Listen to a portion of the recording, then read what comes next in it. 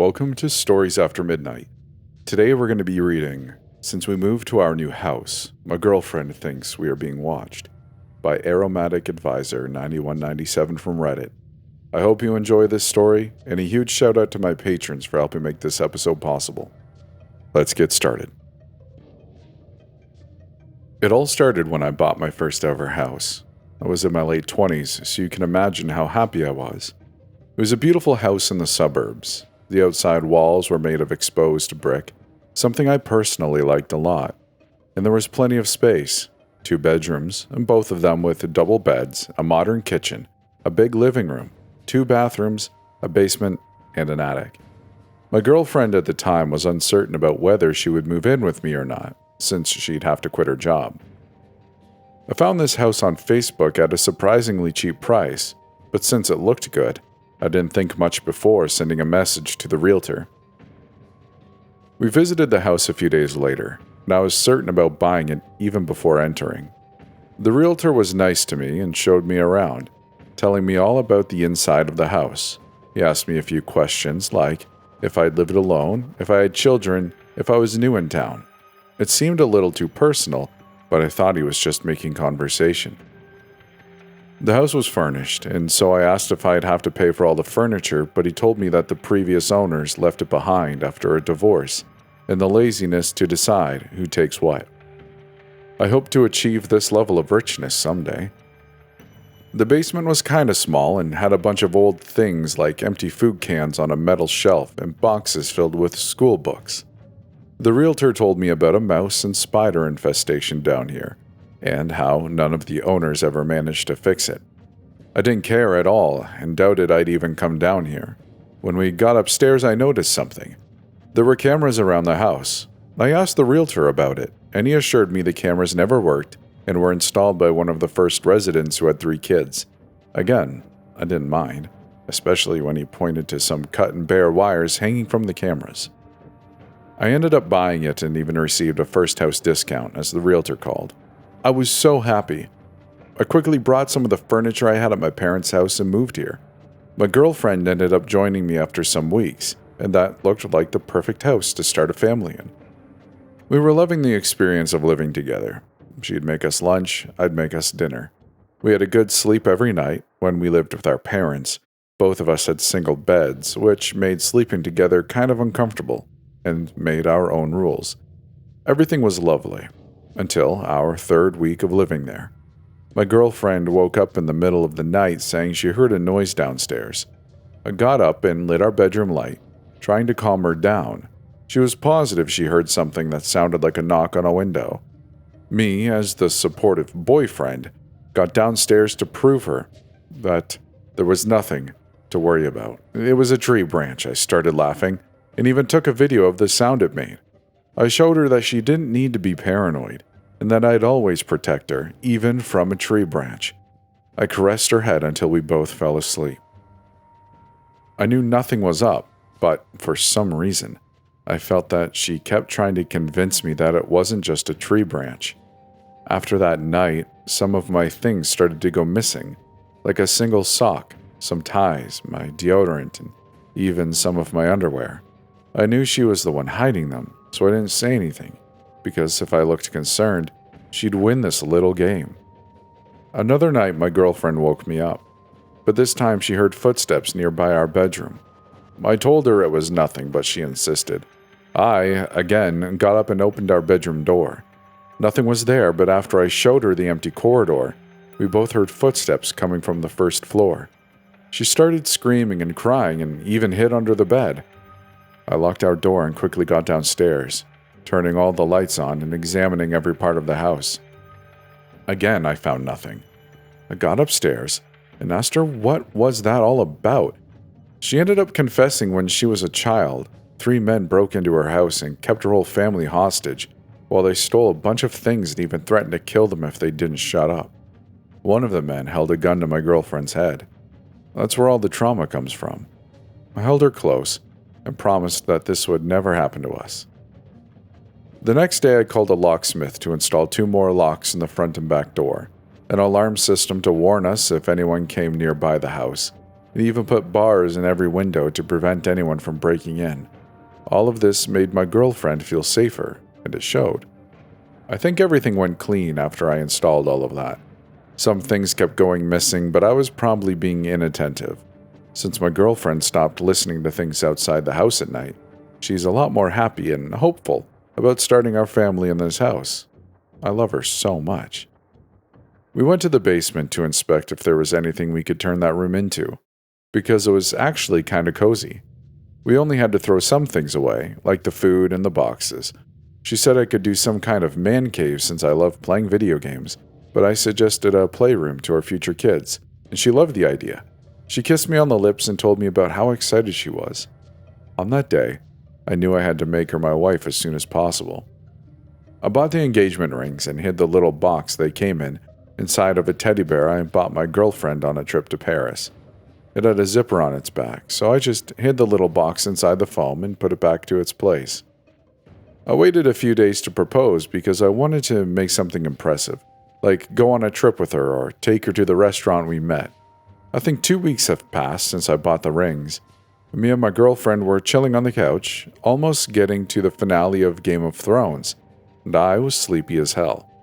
I told her I was almost falling asleep, and that she could watch it alone, and she agreed. I made her popcorn before going to bed and kissed her on the lips goodnight. I woke up to a scream downstairs. My girlfriend's scream followed by loud steps, and finally a door slam. Then, silence. I freaked out. I started screaming and calling her. I looked to the living room from the top of the staircase. The popcorn bowl was empty, and there was no sign of her. I called the police immediately, my fingers shaking so much I could barely dial the right number. I sat on the grass in the front of the house and waited for them to come. The police came surprisingly quickly. While one of them searched the house, the other asked me about what had happened. I had nothing to explain. Someone just kidnapped my girlfriend out of nowhere, that's all I knew. The other officer came near us and told me that there was no sign of a break-in and asked me if the front door was locked when I came outside to wait for them, to which I said yes. They asked me if she sleepwalked. No. If someone had the keys. No. If someone would have any reason to hurt my girlfriend. No. If someone could be frogging, but that seemed absurd and I would have noticed by now. After all these questions, they said they had no reason to believe she was abducted and told me that she could have gotten angry about something I did and wanted to take a break. If she actually didn't come back soon, I should call them again. They just left. That made my blood boil. Anyone with a brain would realize that no one storms out in the middle of the night. I heard a scream. I heard loud footsteps. Someone must have picked the lock, or maybe someone had a copy of the keys. That didn't make any sense. What if someone was actually inside my house? I took the whole day to search for evidence, a single strand of hair even. I needed something that could prove I wasn't crazy. I turned every room upside down, even the damn bathrooms. No sign of anyone other than me and her. I thought I was going insane, really. I climbed the stairs to the attic. I've never gone there, so it made my heart pound even faster. It was a dark and claustrophobic room without any windows. I illuminated the room with my cell phone's flashlight, but I couldn't find anything to get concerned with. Just a couple more boxes and furniture covered in plastic. Then something stood out. A beautiful painting of some dude. There were hearts all around his face, like it had been done by a lover. I started to sob so hard I fell on my knees. What if she did leave me? What if the policemen were right?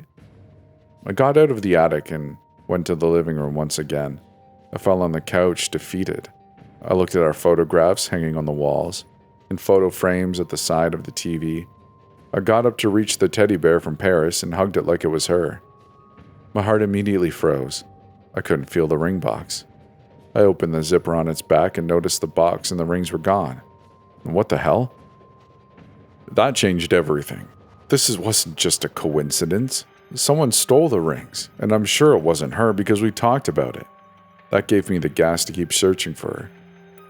The last stop was the basement. It got even dustier than the last time I came here. I opened the boxes, tried moving some stuff, and examined the floor with my cell phone's flashlight. I looked at every corner, every single part of the ceiling, and when I pointed the flashlight to the metal shelf, I noticed that some parts of it were completely clean. even though most of it was covered by dust. I tried to keep calm. I needed to find my girlfriend. When I squatted to examine the lowest shelf, I saw it. A door. A little door around 4 feet, looking like it wasn't intended to be found. There were a lot of things on the shelves. That's why I never saw anything. My heart started racing and I felt like I was going to faint at any moment. I moved the shelf to the side and got in front of the door. Since I was almost 6'1", I knew I'd have to crawl. I know this sounds insane. I know I should have just gone upstairs and called the police. But I swear my adrenaline was so spiked I couldn't stop. I opened the little door. When I got up from the floor, my jaw dropped. There was a house inside of that little door. It looked exactly like one of those studio apartments. There was a bed, a small kitchen, TV, a couch, a horizontal freezer, and a separate room that was probably a bathroom. Someone was living inside of my house. And all of the walls were filled with pictures of me. All of the walls, hundreds of pictures. Pictures of me sleeping, pictures when I'm naked, pictures of me just walking, pictures of me smiling, and no pictures of my girlfriend. What the hell was this? Some kind of sick joke of hers? I actually thought for a second that this was just a prank and that she proposed herself with the rings. For a moment I felt relieved. That until I looked behind me. I saw a canvas. A canvas with a painting of me, almost finished, filled with a bunch of hearts, just like the painting I saw in the attic. At that moment I heard the sound of a toilet being flushed. I ran like crazy towards that little door, not looking back. Someone was coming from that little bathroom towards me. I could hear the loud steps just like I heard the night my girlfriend went missing. I crawled and managed to get out of the room, so I kicked the little door and ran to the top of the stairs as quickly as I could. When I looked back, just for a second, I saw his face. He was passing through the little door looking at me with a giant smile and wide eyes. It was terrifying. I quickly locked the basement door and dialed 911. They came quickly. I didn't hear anything from the basement while I waited, but maybe that's because I was breathing so loud I couldn't even hear my thoughts. The police went to the basement and found him lying on the bed. They took him into handcuffs. He had black, long hair, was completely pale, was really hairy, was around 5'9" and was kind of fat. He had a smile on his face the whole time and kept staring at me, licking his lips. I was disgusted by that creature. I noticed he was wearing one of the engagement rings I bought. He was the one who stole it. They put him inside of the police car. When I looked at him, I saw he was kissing the blurry window, looking back at me. He kissed it with his white tongue. I threw up on the grass, disgusted. I wanted to kill him with my bare hands. One of the officers came and told me if I knew that the dude had access to the cameras. I told him that the realtor had told me that never even worked, but the officer said otherwise. The basement TV showed the view of all the cameras inside the house, and that's why this man always knew what we were doing and when we were asleep. We realized that the realtor could have something to do with all of this, but that required some more investigation. Some more officers came from the basement carrying what looked like a body wrapped in plastic. I never prayed so hard that this body was anyone else but not my girlfriend. I started tearing up when I saw it. I asked to see the body. It was her, my lovely girlfriend, completely frozen. Her body was blood-stained and wounded. I lied on the grass and cried like someone was stabbing me. I should have listened to her when she said something was off about this house. I should have moved out when I had the chance. My whole world was shattered at that moment.